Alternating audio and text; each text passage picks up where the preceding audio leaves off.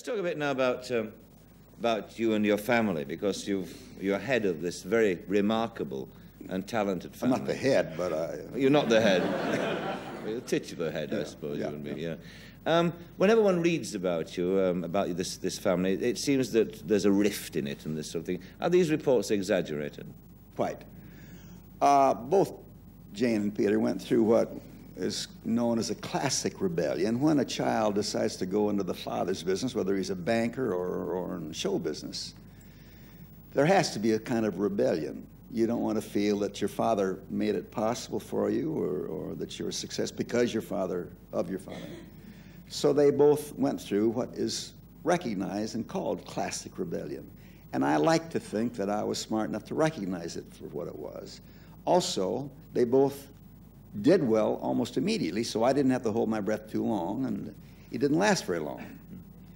But when it did last, there were some provocative things said, and they're the things that are still in the legend.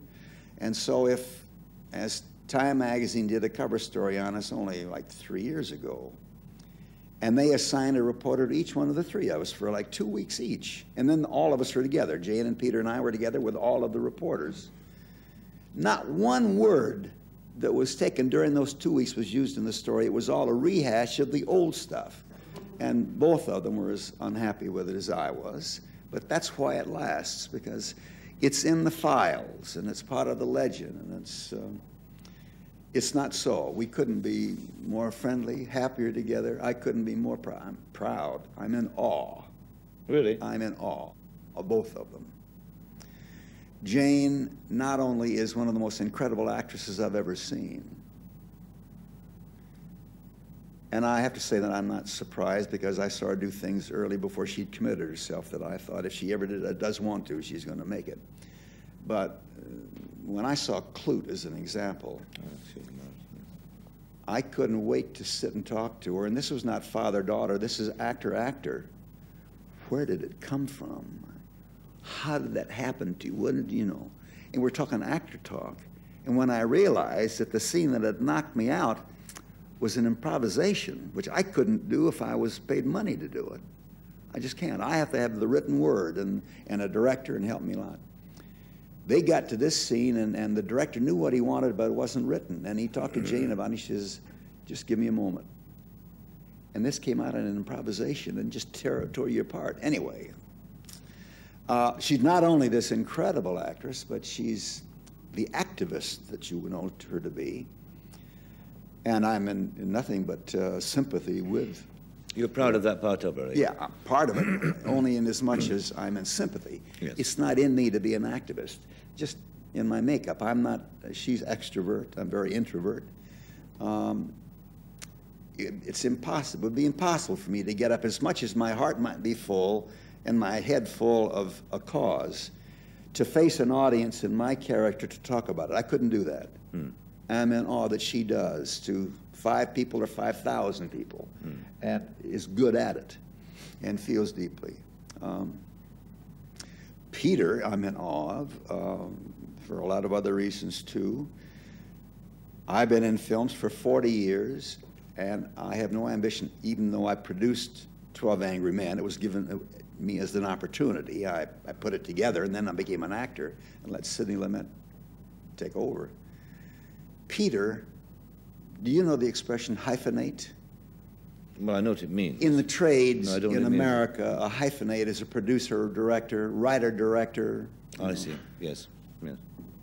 I was going to say my son is the original hyphenate, but I realized that Orson Welles was ahead of him. But when Peter was 12 years old in his little boarding school, he wrote, produced, built the scenery, made the wardrobe, played 4 parts, and directed it, you know, the original. And he's doing it now in films. And he is more knowledgeable about films in the few years that he's been involved than I have been in 40 years. He knows not only every different kind of a lens, but why it's used. He knows all the technical things about making films. He also knows how to release them and distribute them, which I'm not only knowledgeable about, but couldn't care less about. But, he's brilliant. It could, in fact, have gone so wrong, couldn't it? I mean, the classic thing of the famous father. And it happens so often that that's why it's heartbreak. Particularly if if one of the parents is famous, and a child of that parent decides they want to try it, and doesn't make it. That's failure. Yes. The hardest thing in the world is to commit yourself and then admit that you're not going to make it and change your mind. It's admitting failure. If you're called Fonda, of course, it's doubly sad in that situation. Of course. Yeah. Well. Yeah. Do you think you'll ever, the family, be able to live down the years of rebellion and the legend that grew up around? Oh, sure. Oh. It only hurts when it's sort of rehashed and somebody decides to do a book called The Fabulous Fondas, and it's unauthorized, so he gets his material out of the morgue, which is what the newspapers call their files. And so, again, it's a rehash, and I haven't read the one that's out called The Fabulous Fondas, but Jane did, and she read it in galleys and said, "Don't read it, Dad, it'll just make you mad," so I haven't. Do you have any plans to work together as a family As a matter of fact, we project? do, and it's Jane's idea. It's about 2.5 years ago. It was at our home, a Christmas gathering, family gathering, and Peter has had an option on a Howard Fast novel about this American Revolution, Valley Forge, actually, for 10 years. Never been able to get a script on it. And he was talking about it that day, that Christmas day at the house. And Tom Hayden, Jane's husband, turns out to be also a scholar of the American Revolution and was listening about it. Anyway, that discussion started the idea that there should be a picture about the American Revolution that isn't what you read in the textbooks that you're taught in school. And Jane has single-handedly followed through on it.